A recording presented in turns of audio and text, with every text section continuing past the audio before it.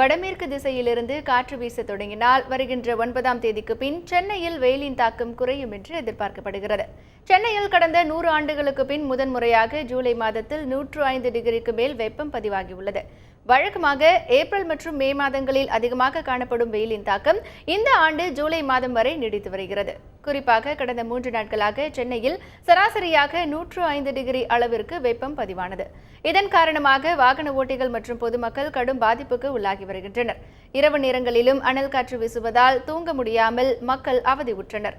வெயிலின் தாக்கம் அதிகரிப்பதற்கு சென்னையில் மேல் உள்ள மேகக்கூட்டங்கள் மற்றும் காற்றழுத்த தாழ்வு பகுதிகள் இமயமலையை ஒட்டியுள்ள பகுதிக்கு சென்றதே காரணமாக கூறப்படுகிறது.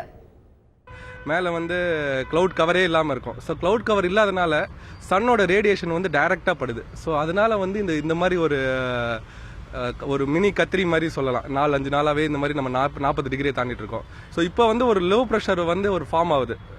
நார்த் பே ஆஃப் பெங்காலில் வெஸ்ட் பெங்கால் பக்கத்தில் ஃபார்ம் ஆகுது. ஸோ இது அப்படியே உள்ளே வரும்போது இந்த விண்ட் பேட்டர்ன் மாறிடுது. ஸோ நார்த் வெஸ்ட் விண்ட்ஸ் நமக்கு வராது. இது வராதனால நம்ம இந்த சூட்டுன் வெயிலின் நம்ம கம்மியாகும்னு நாங்கள் எதிர்பார்க்குறோம். வெயிலின் தாக்கம் காரணமாக பகல் நேரங்களில் வாகனம் ஓட்ட சிரமமாக இருப்பதாகவும், இரவிலும் வெப்பம் அதிகமாக இருப்பதால் குழந்தைகள் முதல் பெரியவர்கள் வரை கடும் அவதிக்கு உள்ளாவதாகவும் பொதுமக்கள் தெரிவித்துள்ளனர். சென்னை தவிர மற்ற இடத்துல வந்த மழை கூட சென்னையில் இல்லை. வெயிலோட தாக்கம் நாளுக்கு நாள் அதிகமாக தான் இருக்க தவிர குறையிற மாதிரியே இல்லை. ஹெல்மெட்டும் போட்ட பிறகு வண்டியை ஓட்ட பார்த்தீங்கன்னா எரிச்சல தான் அதிகமாக இருக்குது. ஏன்னா சூடோட இது அதிகமாக நமக்கு வேகமும் கூடுது, டென்ஷனும் அதிகமாகுது. எப்படா வீட்டுக்கு போவேன், 5 மணிக்கு ஆஃபீஸ் முடிச்சுட்டு போகிறத விட வெயில் அதிகமாக இருக்கனால எப்படா அந்த இடத்த விட்டு போகிறோன்ற மாதிரி இருக்குது.